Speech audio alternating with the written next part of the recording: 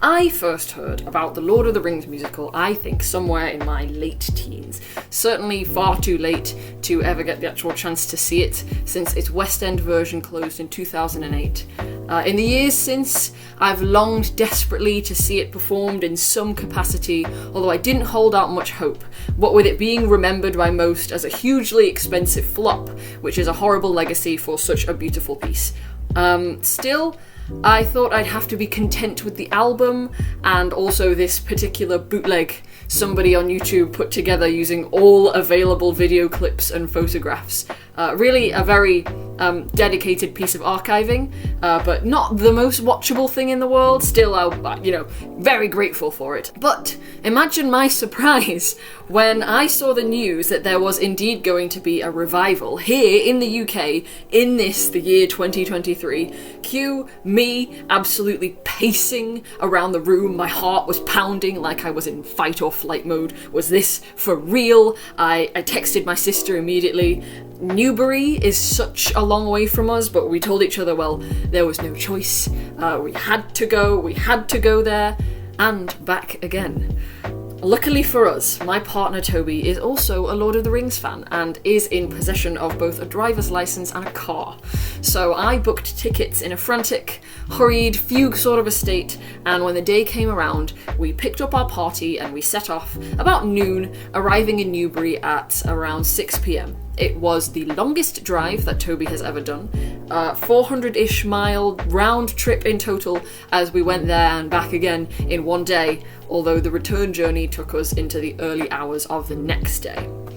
We attended the third preview performance on the 27th of July 2023.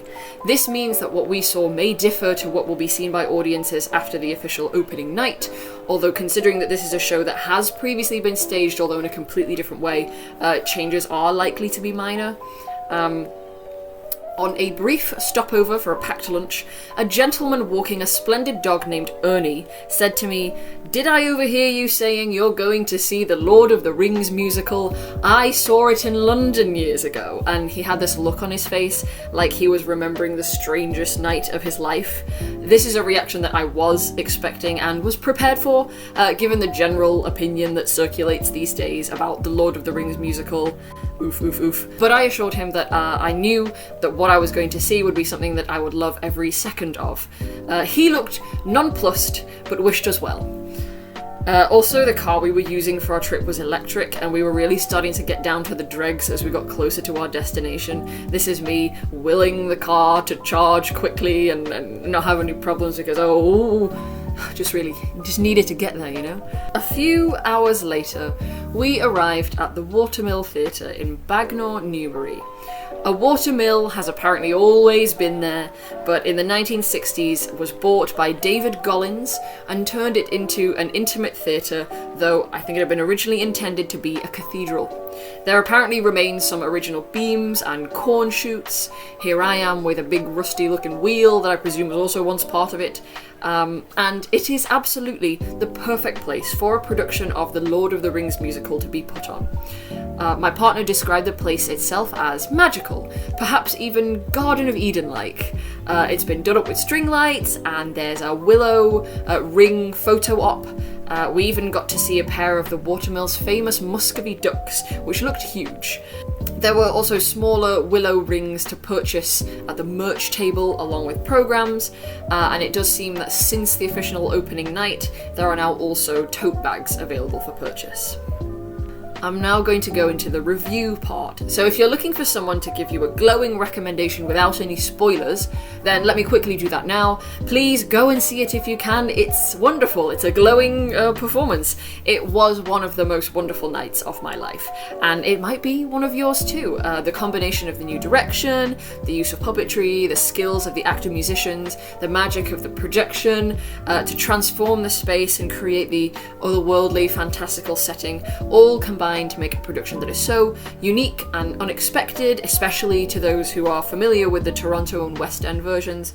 But to those who aren't, it's a fresh take on The Lord of the Rings. Certainly, it's different from the films, of course, being a musical, though it leans strongly into the musicality of Tolkien's novels. After all, he did write some songs in them, if I remember right. It will certainly transport you to Middle-earth, and it's so wonderful. It's wonderful. It's wonderful. From now, the rest of the video will absolutely not be spoiler-free. If you're going to go and see it for yourself, wait until you've done that, and then please come back and watch this. If you're happy to hear spoilers as I gush about how wonderful a time I had, then play on. So let us return to the setting, the gardens at the Watermill Theatre. Once it hits 7 p.m, that's when Bilbo's birthday party begins, and we are led into the outdoor stage area, around which are placed several picnic tables and benches. My group choose to sit next to the covered area where we saw some musical instruments were placed, which unfortunately did put us out of the range of the hobbits who were doing ring toss games. It did seem on the night that we went that the tables were reserved, so we probably wouldn't have gotten a chance anyway. But other hobbits were bringing around a little ball on a string, like flippy type game for everyone to try. My group did. We all got 3 attempts each and none of us succeeded. But it's very fun to try. And fun in general to get to chat with the hobbits, who welcomed us in as if we were also hobbits, and were asking like, where's all your food? Come on, we're hungry. We joked with them about how far we had travelled. We were like, we've come from Manchester. They were like, Manchesterford? Very silly. And they were like, how many horses and carriages would it take you to get from Manchesterford to the Shire? It's just so fun, so silly. Anyway, you get to see them just like juggling and playing around, and it's splendid. And this, of course, is the semi-immersive part that the show sort of advertises. The framing of the entire sort of thing is that it's being told by hobbits, from the perspective of hobbits, and we too, as the audience, are welcomed as hobbits. All cast members, bar the one playing Gandalf, start out as hobbits, and by the end, only those who like leave on the boat, plus Aragorn and Arwen, have remained as their like named characters. So those that played Boromir, Legolas, and Gimli are back to being hobbits. So you are able to interact directly with the hobbits first at the start during the party, but also at the end during the rebuilding of the Shire, towards the end, when the 4 hobbit characters return to the Shire. So do we too, the audience, return to the outdoor stage, where we discover that the picnic tables and benches have all been toppled over to represent the ransacked Shire. And this was something that felt particularly special, though it was maybe just a small thing really. Having us as audience members help the performers turn the seating the right way up really gives that feeling of being included and part of the story and doing your part to help rebuild the Shire. And then, of course, in between this outdoor beginning and ending is the whole story that you get told once you've been shepherded into the theatre proper. So, I mean, that interactivity was something I really, truly, absolutely loved, and let me tell you some more of the things I enjoyed. Should I label it? What I enjoyed. The direction. It's a small difference, really, but a big difference, I suppose, in seeing it. Having the hobbits narrate the story versus the deep-voiced, omniscient, disembodied narrator of the original West End production. You know, he's like, in a time before whatever, the hobbits were this, and there lived Frodo. Instead, you know, the hobbits all sort of take turns to narrate the thing, and it really makes all the difference. Obviously, given the complete opposite scale this production has compared to the West End's like biggest thing ever, it really involves a lot of creativity in order to tell that story, but with such a limited space and with limited performers. The creativity. I enjoyed the actor musicianship. From what I remember, the only cast members who were not musicians, you know, like playing instruments, were those who played Frodo, Galadriel, and Gandalf. I think everybody else did play an instrument. Some performers played multiple, and this is just incredible. I mean, it's hard enough to play an instrument, but to be like moving about, singing, and dancing all while playing is just incredible. I had seen the Watermill's production of Amélie the musical, when it was touring, and I was so thrilled when I learned that Lord of the Rings would be staged in a similar way. I think having the actor musos really helps heighten that storytelling element. And the instruments just suit the characters so brilliantly too. You know, we've got Elrond on the flute and Arwen on the harp, which goes so well with the like elf hand movements that they all do. Sam on his reliable guitar and Pippin with a fiddle. It's just great. It fits perfectly. The songs themselves, I enjoyed the songs themselves. The songs are presented wonderfully and better than I could do by your friendly neighbourhood fangirl, so please watch her video. She also covers the entire history of the original version of the Lord of the Rings musical. It's just a very good watch, so I recommend that. Twill be linked. With the Watermill's production, of course, the musical arrangements are a little different due to being performed by fewer and by different instruments. Once again, though, just, you know, it's so good having acting musicians perform everything, because they're just, yeah. The use of puppetry. Horse skull puppets represent the Nazgul, and they're very, very cool. Shelob is represented by a big puppet with light-up eyes. There is no imagery of this spider, she's a surprise. Smeagol and Deagle's story is told via shadow puppets. This is probably my favourite use of puppetry in the entire thing, or I guess it's animation really, because it's sort of a projection, which there is heaps of, you know, just used to great effect in such a small space. But yeah, the shadow puppets, it's very much reminiscent of like the Adventures of Prince Ahmed, if you're familiar with that bit of animation history. Very, very lovely. I loved it. The choreography. The Lord of the Rings musical already has some South Asian influence within its score, as one of its composers, A.R. Rahman, an Indian composer who has worked on scores in many Hindi films.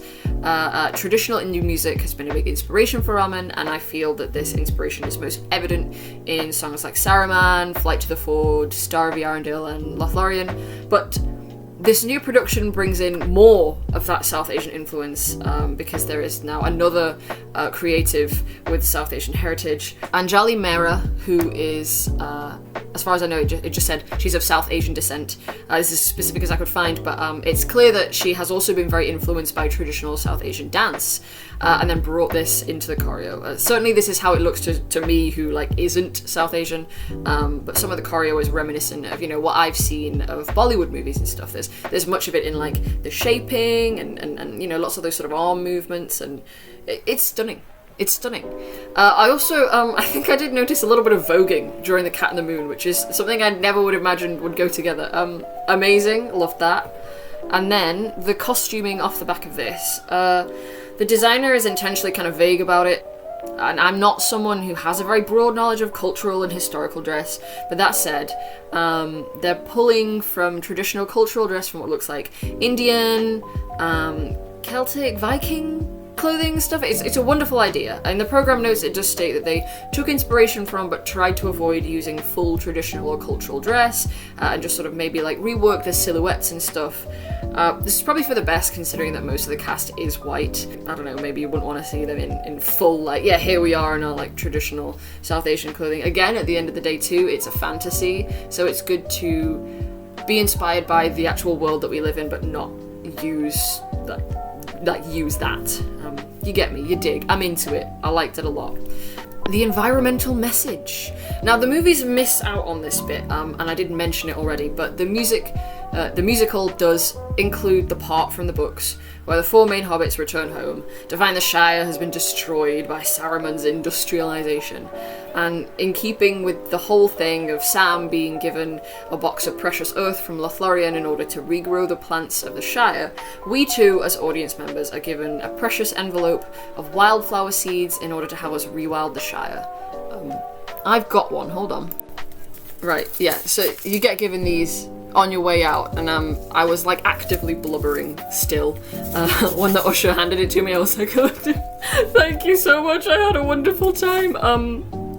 Really lovely. I presume it's sort of English wildflowers, and yeah, I'm yet to plant mine, but maybe I'll wait until next spring. It's just a really lovely thing to receive, and it is the combination of all these aspects that makes the whole thing so special, so fantastic, and so well worth seeing. Yes. Specific performers that I liked. Now, actually, I think I'm very lucky to see this version specifically now, being that I am just sort of like a casual-ish UK theatre fan, because, and I hadn't even considered this would occur, it meant that there would be performers that I was already a fan of that would be cast in this production, and that's specifically Louis Maskell and Nuwan Hugh Pereira. So Louis Maskell as Frodo. Those who have seen his performance in The Grinning Man will know that Maskell is very good at portraying tortured guys. And he really brought his, like, man with no bones thing to this role. Like, if you know, you know. That said, he also does well in Frodo's sweeter moments too. It's not all watching him be agonized, although, like, it's a lot of watching him be agonized. Obviously, this man has a gorgeous singing voice, though he doesn't have any, like, full-on solo songs. What he makes of what he's got is beautiful, of course. You know, he has the most moving duet ever. He just has a very distinct way of singing and, like, shaping his words that shines through even with the little, like, English country accent that he's doing. It's still, like, unmistakably Louis. And also, he's just very handsome. And I was like, hee hee, when he walked past, like, behind me during Bilbo's birthday party, I was like, I'm so aware that he's, like, right behind me, and I'm like, my goodness. Yeah. Then also, Nuwan Hugh Pereira as Sam. Nuwan has previously led The Life of Pi on the West End. I believe he took over from the original guy who was sort of leading as Pi there. And I had been lucky enough to see him understudying for Lucien and Mysterious Man in Amélie when it was touring in 2019. And I really liked him as Lucien, so I was absolutely delighted when I saw he was announced to be Sam. Notably, he does not do, like, a rural English accent like the rest of the hobbits, but leans into his Sri Lankan accent instead. His Sam is a very lovely, kind, level-headed friend, but level-headed is the word. He's not the same sort of Sam as, say, Sean Astin or Peter Howe, and he, like, doesn't give Frodo an inch, you know. If Frodo is like, I'm about to do something stupid, Sam is like, no, or, you know, if you are, then we are doing it together. But, I would say his portrayal is a little bit less like, oh, Mr. Frodo, you know, he's more like, Mr. Frodo, come on. At least until the end, and then, like, he was crying and I was bawling, you know. Yeah, he shows much steadfastness and great physical strength too in carrying Frodo. Nuwan is the shortest of the four main Hobbit actors, where Louis is the tallest, so it's really emphasised there whenever he's having to carry him around. And yeah, I just believe him every moment. He's wonderful. Amelia Gabriel as Pippin and Geraint Downing as Merry. It could be Geraint, I'm not sure, I'm sorry. Amelia is lovely and charming as Pippin, with big, wide eyes, and she definitely gets the biggest laughs from the audience whenever she does her funniest bits. She's the funniest one. Also, she plays so many instruments. I remember seeing her play at least 3, but she may play more. She and Geraint as Merry are a great pair, with him as, like, the level-headed one, to her goofball. I really believe his smartness, and it's sweet to see him, like, alternately looking out for Pippin, and being, like, protective of her, or just being, like, annoyed by her. They really have, like, tremendous sibling energy. And also seeing him lug around the big double bass cello thing, I don't know what it is, but seeing him, like, heft that around with ease, just wonderful. Tremendous. Then Folarin Akinmade as Gimli. He has a lot of gravitas. I generally don't think very much of Lament for Moria, the song that Gimli performs, but I thought his performance was very captivating. And also, he was the Hobbit that we interacted with the most at the beginning, so that makes me very biased towards him, you know? Also, Yazdan Kofori as Legolas. I just think he's neat. Very impressed with him, like, climbing around and still playing the accordion. I like his energy. I also noticed that during one of the battles, he, like, kissed his bow.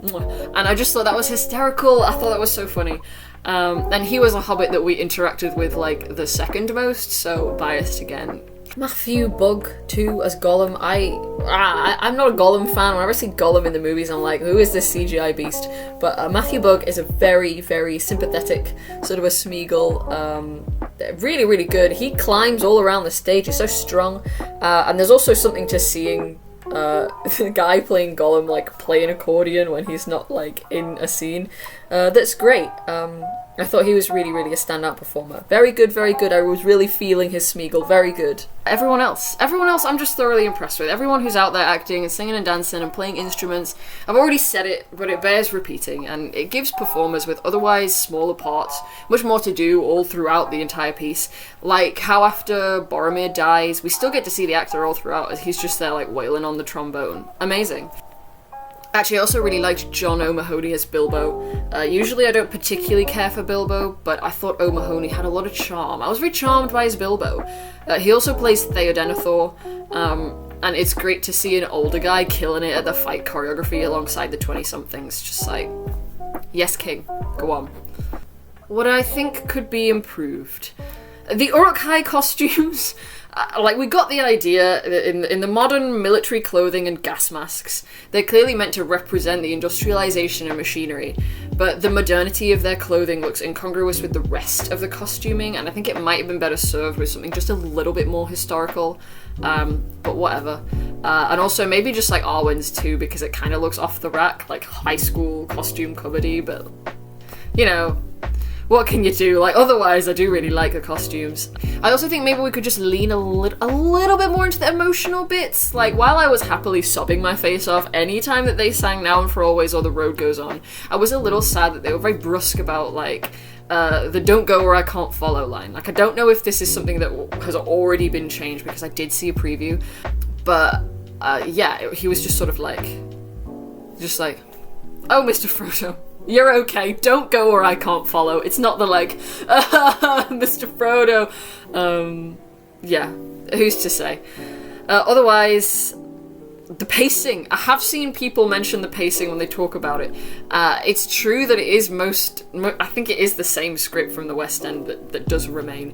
And I suspect that really, truly, you just have to let that go. Like, sometimes they were talking, like, and I was like, alright, where's the next song? But also, it's Lord of the Rings.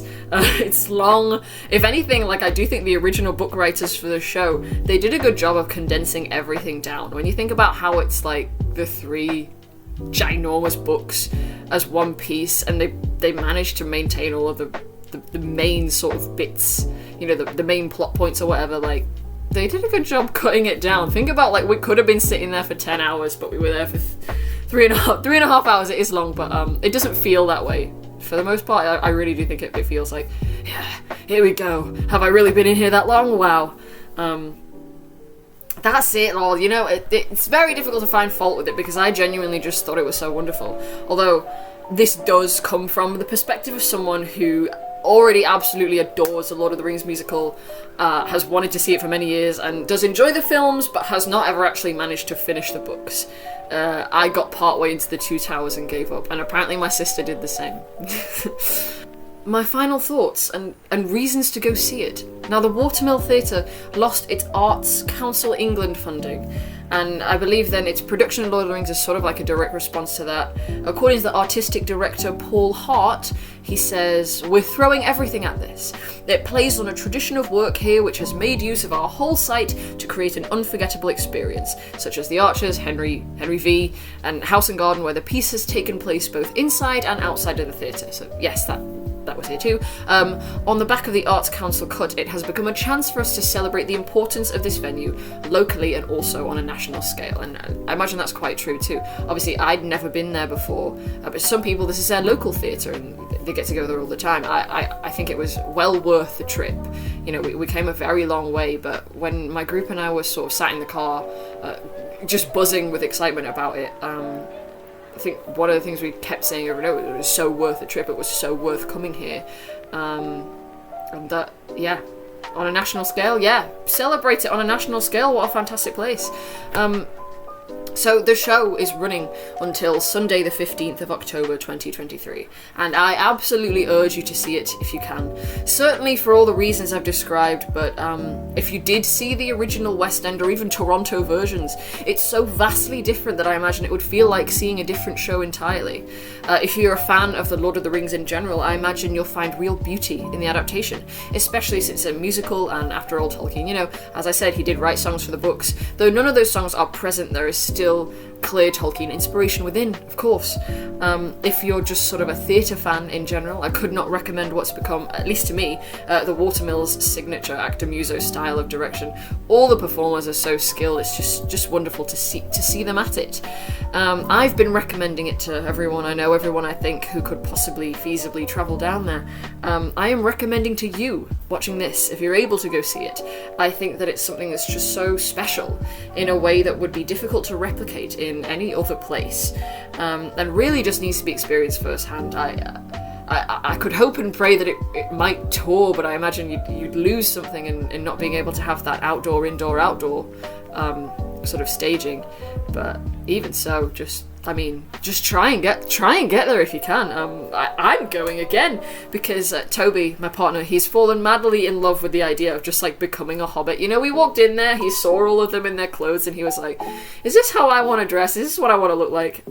He wants to go for his birthday, so he can tell Bilbo that he's also celebrating a birthday. He's like not quite turning 30 when hobbits come of age, but it's close enough. And yeah, that's my review. My review is glowing. My review,